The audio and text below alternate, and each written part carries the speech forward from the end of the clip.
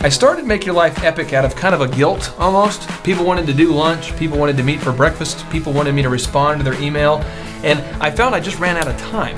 I had 5 great kids, beautiful wife, and 10 different businesses I manage, and it just became impossible to meet all these people for lunch, unless I was eating lunch 12 days a week, and there's only 5, so it didn't work out too well. At Make Your Life Epic, entrepreneurs and aspiring entrepreneurs can find the absolute best business resources available. If you're looking for business coaching, you want someone to fly out or come out to your business and work with you hands-on, you can do that. Website optimization training, sales coaching, motivational training, information on how to form an LLC, how to get properly insured, how to account for things properly. It's all here at Make Your Life Epic. You can start living a life of abundance and start pursuing your dreams right now. All you need to do is contrast where you want to be versus where you are. And we're going to teach you the action steps to get there starting right now.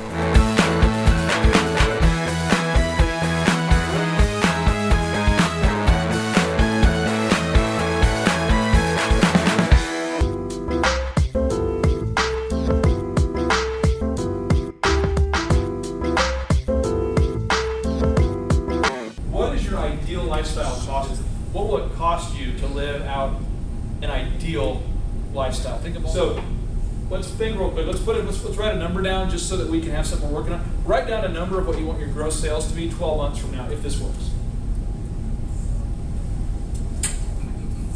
Because I'm going to teach you very specific action steps that'll help you.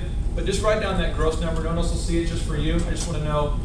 I just want you to be able to decide whether this was successful for you. Okay, so what we're going to do today is we're going to teach you 3 moves. 3 moves. 1 is how to break out of the pack with social media. 2 is 6 proven social media strategies. And 3 is how to turn those clicks into cash. So people love to do things that other people are doing. In the 1960s, who remembers the 1960s? 1960s, there were these guys that had kind of shaggy hair. They landed here from England. Okay, and a lot of people didn't know who these people were. In fact, no one knew who they were. And their names was John. You got Paul. You got Ringo. You got the guys. What happens is the plane lands. When the plane lands, no one's there, and they go. The publicist goes, I don't think that the publicist. I don't think this is a good thing. There's a book called PR 2.0 by Michael Levine where you can read this story. Michael Levine. So what happens? Levine. So the plane lands, and he says, just take off, fly back. That didn't go so well. So he goes to the local high school and he says, well, I need all the cheerleaders and all the kids to hold up signs and to scream the names of the people on the signs. The high school kids say, who are these people? Don't worry about it, just scream it. We're on TV. We're on TV? Oh, okay. So the camera pans, John, Paul, they get out, they're cheering. Then they take the picture, they put it in the news, and it says, Beatlemania's here.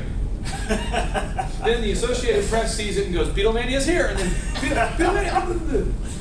Another guy, there was a singer, he's a lounge singer, he's handsome guy, but really had no confidence on the stage yet. He was handsome, he had a little charisma, but he had struggled with getting charisma on the stage. And they said, his publicist says, this guy's got a problem. Well, we need to build his confidence. Well, how can we do it? Let's have girls scream when he performs. Let's have a girl faint. Sinatra, his publicist paid to have women scream. Okay, so if this works, why does everyone do it? There's 2 reasons. 1, most people are uncomfortable doing something they've never done before. When I got asked to do public speaking for the first time by the SBA, I had never spoken to a group of people when I wasn't behind a DJ booth and saying jokes. So I'm like, I have to say something sincere? Because I'm so used to making ridiculous jokes. And I was like, oh. So it's uncomfortable, right? The second is it does require diligence, which Jerry West, NBA Hall of Famer, says if you only work on the days you feel like working, then you won't get to the Hall of Fame. So it's a deal where we have to do this even though we're not feeling, you know what I mean? It's new to us. It's new. Okay, let's go. All right, so move number 1 is you have to define your purple cow. This is the stuff I think is kind of fun. I'm going to give you a whole bunch of examples, and then hopefully one of them you'll get a big idea. This is for your business. It's for your life to help you get to your goals. I cannot tell you your purple cow, but you need to have a purple cow. This is what Seth Godin says. Who's Seth Godin? He does case studies of super successful companies, and this is what his observations are. He says, if your offering isn't remarkable, it's invisible. No matter how much you spend on well-crafted advertising, your offering must be remarkable, or the buyer, me, the buyer, am I going to make a remark about it? If not, then you're average and you're invisible. Am I going to make a remark about it? Am I going to comment on it? think about in your business, what is something you can do? I'm going to show you 3 other people today who are absolutely financially hitting home runs, who are not doing anything differently than all the things you already do, and then doing these new things. They're just adding a couple new things, and that's how they're making their money. And this life is not about reading USA Today and seeing other people do it. We want to be in USA Today, right? We want to be the ones they're writing about, you know? And I want to show you an example. This morning, I was looking for PR to show you guys. Anybody here been to Las Vegas in the last 2 years?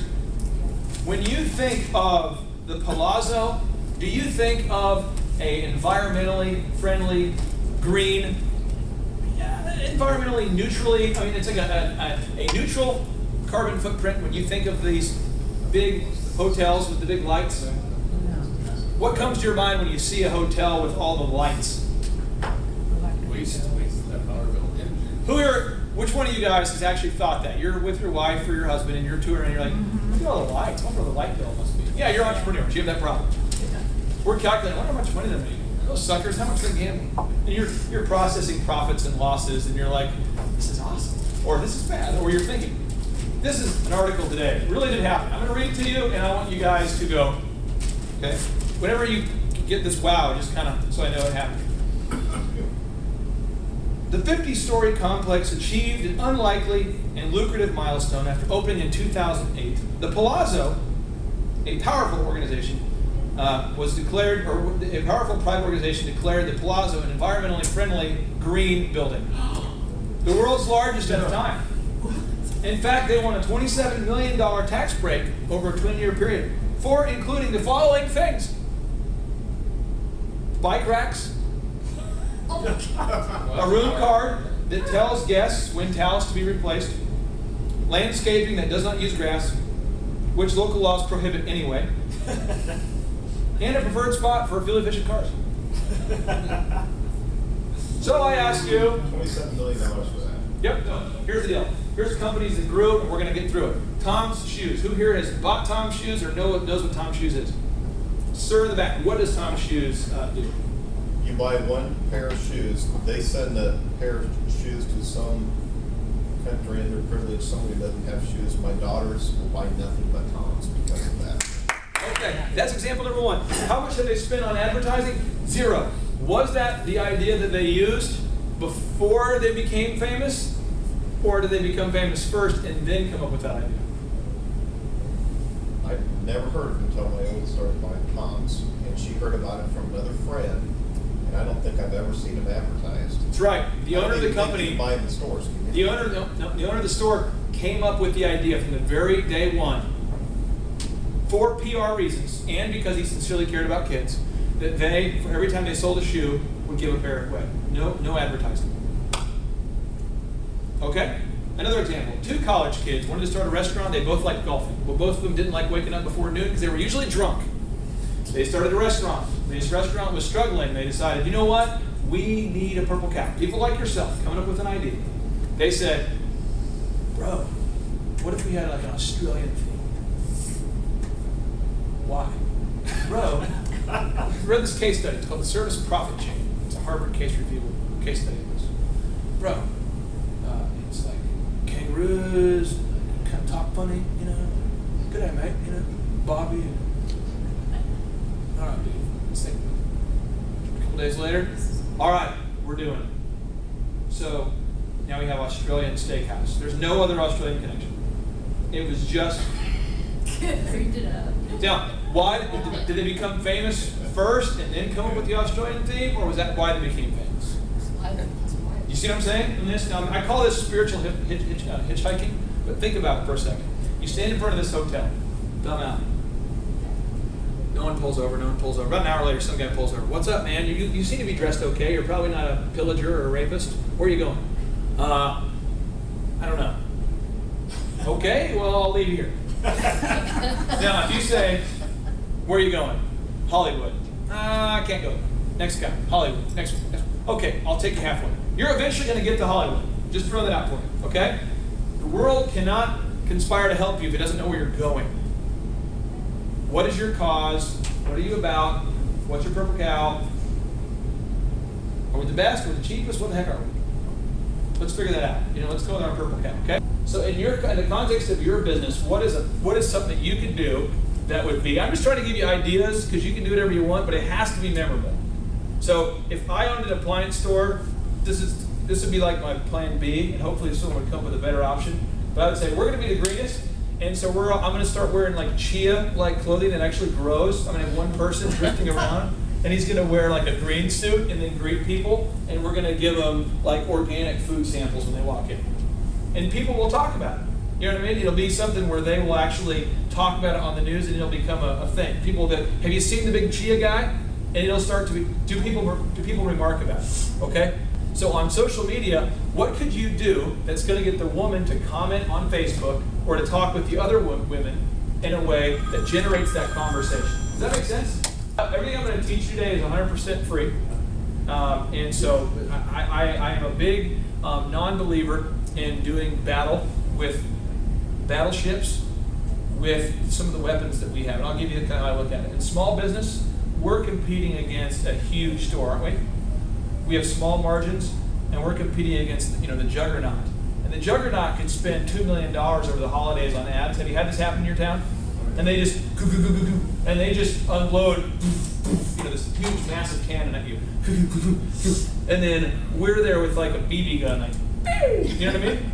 But David did beat Goliath.